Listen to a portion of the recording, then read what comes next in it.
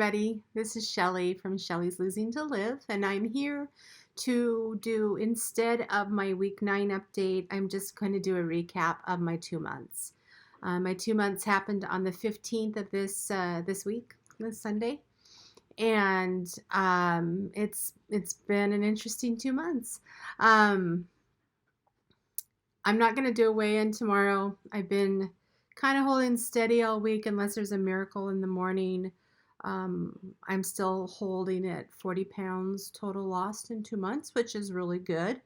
Um, so I thought I would just kind of break it down by things that I thought of um, that I've noticed in the last 2 months and where I'm at. So as far as food goes, I'm now able to eat most foods without any significant problems, although I'm still avoiding all bread, crackers, pasta, potatoes, starchy vegetables. I aim for protein first and then vegetables after. And I've started eating some fresh fruits, but I'm discovering, at least for me right now, they seem to be a bit of a trigger, which is hard to explain because fruit's not bad for you, but like fresh strawberries. We bought some over the weekend and they were delicious and sweet, and I don't know why, but they were, because it's not the right time of the year for strawberries here.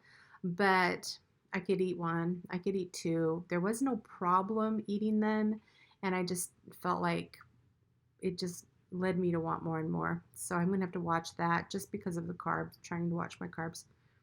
A week ago, I bought a rotisserie chicken and I used it to make a week's worth of vegetable soup. And I also made a chicken salad with it too. And I find that if I peel and slice up cucumbers, they make really good crackers for that sort of thing. And I can put the chicken salad on there and eat it that way. Um, Restaurants are kind of a big disappointment for me, only because they're so expensive and I can't begin to eat even a quarter of what they put out in front of me. Um, and I, of course, I do take home what I can't eat. However, I find that I invariably don't eat it and I throw it away and it's a waste, or I feed it to these guys, which is kind of a waste. Well, it's not. I mean, they love it, but why would I spend, you know, $20 on a plate of dog food? Hi, Copper. Hi. He's a good boy. Um, but my husband loves to eat out, so we do, and I'm just dealing with it. Um, but I find that I eat what I can, and he's barely even started on his entree, and I'm already full. And so I sit and play with my food for, um, until he finishes. And anyway, one thing that I have found, this might be a tip if you like this, is I go to Wendy's and I buy like 4 or 5 small chilies. They're pretty inexpensive. And I take them home and I break them up, in one small chili will be 2 meals for me. And so, 4 chilies is 8 lunches. Not that you want to eat chili every day, but it tastes pretty good and it's got some pretty good amount of protein in it. Um, Exercise. Well, for now, it's just walking and light jogging. I have my Fitbit and I enter a lot of challenges. And anytime, anybody's got a work week hustle or a weekend warrior challenge and they invite me to it, I'll take it on and do the best I can. It helps me be accountable and motivated.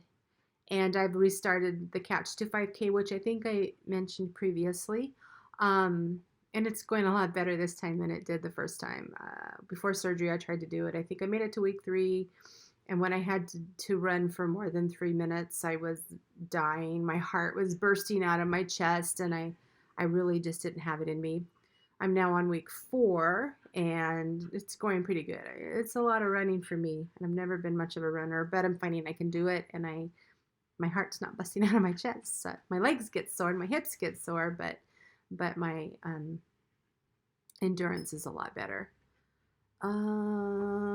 Health wise, well, my blood sugars have been running pretty normal, or anyway, more normal than they were before surgery. I still have, well, I still have to take blood sugar medication and high blood pressure medication, but I'm getting my A1Cs reviewed in March, and that's going to tell the bigger story about how my blood sugars are. Um, Overall, though, in general, I just feel a lot better. I've um, sleep better at night. I don't have leg cramps all night, which I really suffered from pretty severe leg cramps. Um, Many of the aches and pains that I accounted to being overweight or even just aging have diminished a lot. The only aches and pains I have now are self-induced. Like if I walk or run too far, just I worked out, so I'm sore. And also, stomach aches and feeling nauseous in the morning when I wake up or overly tired. Just the fact that I'm sleeping better, I'm not feeling like I ate something that upset my stomach. I don't know. I just overall feel more normal, which I haven't felt in a long time. Progress as far as my size. I started out wearing a size 18-20 or a 22-24 top and 18 or 20 jeans pants. And I'm now wearing a 16 or 18 top or an extra large and sometimes a large, and my jean size is a 14. I'm kind of one of those straight up and down body types where, like, right now my waist is as big as my hips, but that's because of the belly and everything. So it'll be nice to see if I get any kind of a waist down the road, but I don't know. We'll see. I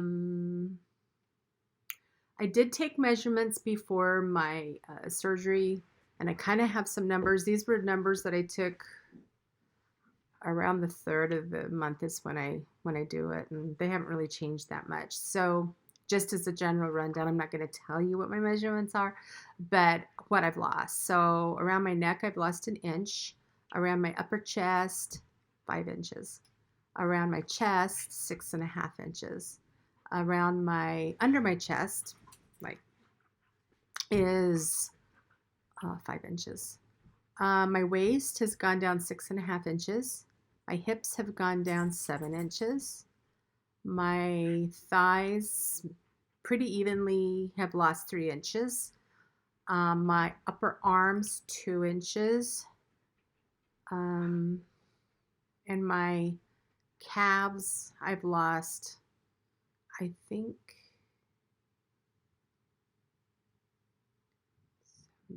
17. I'm looking like right around 1 inch, maybe a little under 1 inch.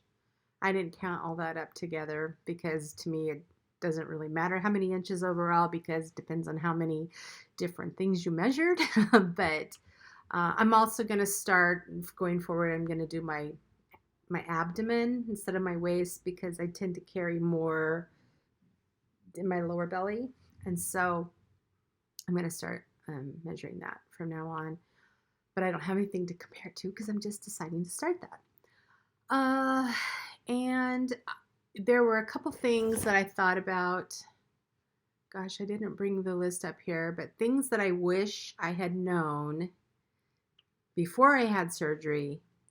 And I'm going to go grab those papers and come right back and share that with you. So some things that I wish I had known before surgery, not that it would have changed my mind, but at least I would be aware of it. Things that I wish I had known before I had surgery, such as when you get weighed in on the day of surgery, and then a couple days later you go home from the hospital, you're going to weigh more than you did before they do the surgery. And I think I looked at like a whole 10 pounds more. And I got on that scale and I was like, what? But, within a week, that goes away plus more. But don't be surprised to come home from the hospital and discover you weigh more than when you went in. I also, everybody will tell you this and I will tell you this, but you're going to be so surprised to find out how hard it is to drink liquids. I mean, you don't want it. And just swallowing a mouthful hurts, and you're not thirsty. And you look at that 64-ounce minimum, and it's like, well, I'm never going to get this. Um, you won't be able to do very much. Your capacity is so small.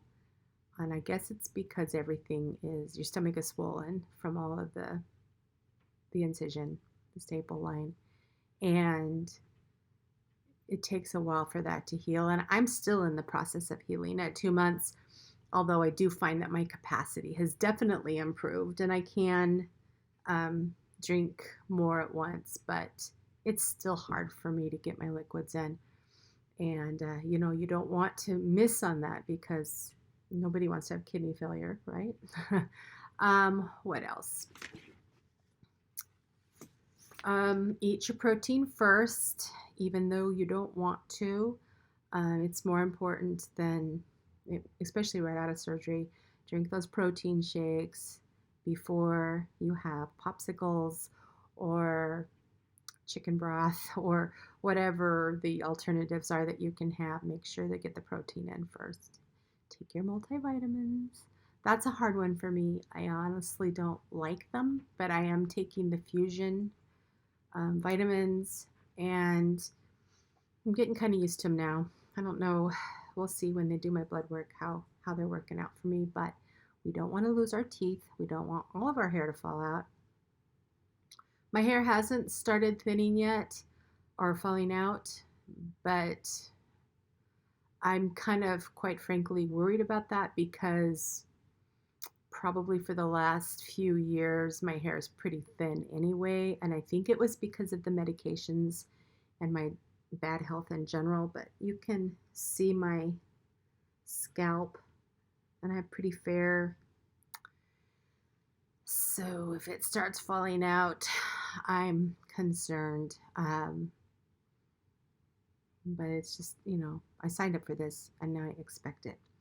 And I think probably the number one thing that anybody who's starting, thinking about having surgery or just had surgery or are in the process, attitude. If you come out of this and it's not going to feel good right after surgery, you're going to be sore and you're going to be a little miserable. Every day will get a little bit better. Promise it will. But if you don't try to have a positive attitude, and just remember, this is what I wanted. This is my ultimate goal is in sight, and this is the tool that's going to help me get there, but there's going to be some rough times. That positive attitude will get you through those rough times. Keep your sense of humor and just keep plugging along and look at the blessings in your life instead of the hard things that you're going through. And that attitude is probably the biggest way that you can get through the tough times. So that's my 2-month recap. I appreciate those that have taken the time to watch me all the way through, and I hope you all have a wonderful week. And I will check in again next week for sure for this. This is technically week 9, so that'll be week 10, and hopefully I'll have a good loss report. And if I think of anything during the week, I will come in and say hello. And anyway, for now, see y'all later. Bye-bye.